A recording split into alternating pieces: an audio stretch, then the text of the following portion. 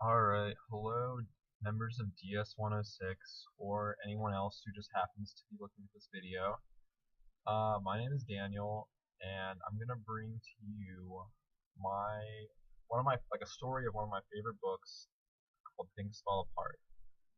Some of you may have read this before because I know it's kind of a popular book that's read in schools, but it's really one of my favorites, and I'm just gonna go ahead and tell the story of the book using Mr. Vonnegut's style.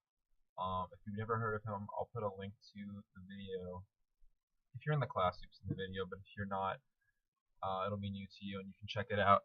Anyways, I'm going to be doing this on Microsoft Paint, so you'll have to bear with me as I'm not that great of an artist.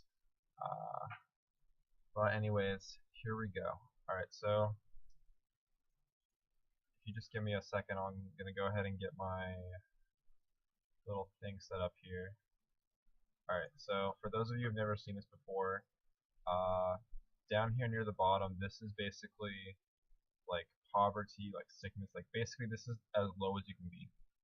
And then up here is like great, like your fortune is amazing, like you're doing really well. And then this line sort of represents like the timeline of events of the story, so this would be the beginning, and over here would be the end. Okay, so I'm just gonna go ahead and start you off with a little backstory. This book, Things Fall Apart, it's set in pre-colonial Nigeria. So, as a lot of you probably know,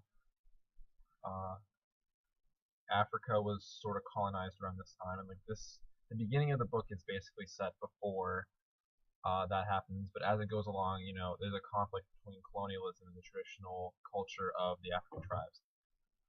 And one of those tribes has a man named Okonkwo, and Okonkwo was going to be the protagonist of our story. So Okonkwo comes from pretty bad origins, honestly. His father was not very well known in his tribe. He was known for his cowardice, his neglect of his family, his loved ones, and for his debt. So we would put Okonkwo probably down here to start off. Like, he did not come from very good. We could even put him lower maybe, but he did not come from a very good origin. Despite that, though, he despised his father. He hated how much respect his father didn't have. So Okonkwo, put in tons of hard work and gained a lot of status and respect in the village. He had 3 wives, tons of wealth. So basically, he made his way up to here. Like, he wasn't the most wealthy, but he was pretty wealthy. He was the leader of his village. He was doing pretty well. Well, because of all of this respect, the village elders decided to give Okonkwo a boy that they captured from another village as sort of a debt that they had to pay. And this is a huge respect to be the guardian of a child like this. So that would even probably elevate his status somewhat more. So now he's basically up here. He is the most respected person in the village. He's trusted with guarding this kid, and this kid adores him. Like, he sort of thinks of Okonkwo as a second father, and Okonkwo is incredibly fond of him. But eventually, the oracle of the village decrees that the child must be killed. Because the reason he was captured in the first place is because the boy's father killed a member of Okonkwo's tribe. So now, to repay that killing, they're going to kill the boy. One of Okonkwo's good friends, who is an elder in the village, warns Okonkwo that he shouldn't take part in the killing since he's so close to the boy, but he doesn't heed this warning and he takes part in it, and in fact, he's actually the one who kills the boy. So, shortly after, he sort of feels guilt. He's starting to go down in the dumps a little bit, like starting to feel really guilty about this. I mean, he's still well respected in the village at this point. Shortly after the boy is killed, however, the same elder who told him not to kill the boy, actually dies. And during the funeral, Okonkwo's gun, they're doing a gun salute, sort of like a 21 gun salute they do for Americans.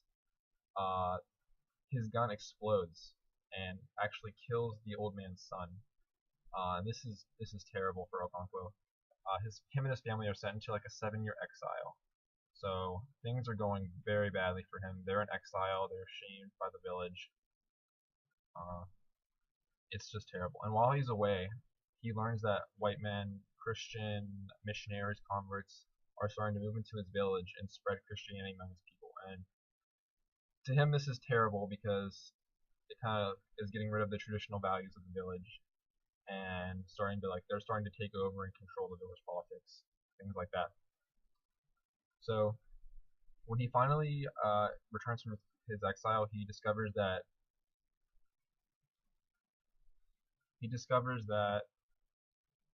white men and missionaries are beginning to live in the village, and that's not good.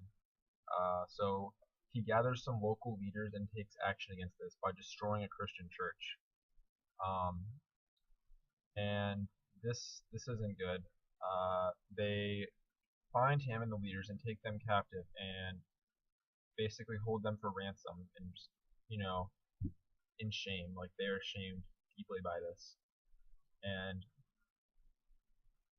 essentially, at that point, the people decide they need to do something about this. They need to rise up, have some kind of war to push these white men out.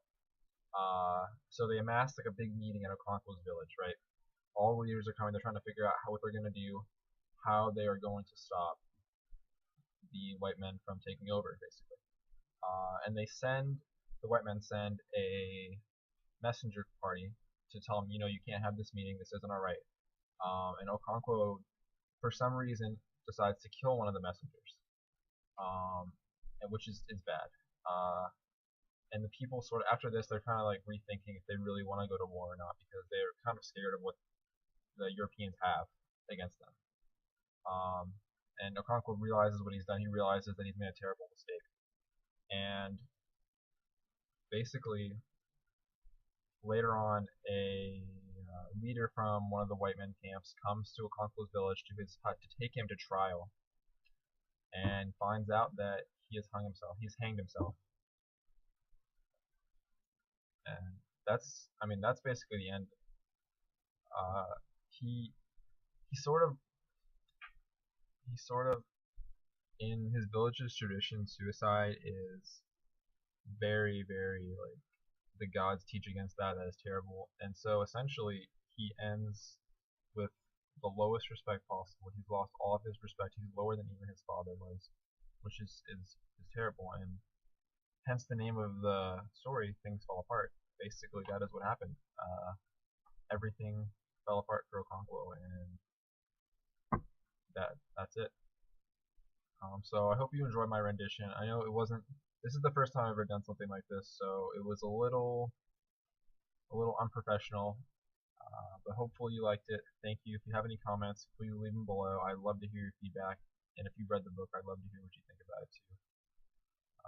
Alright. Thank you.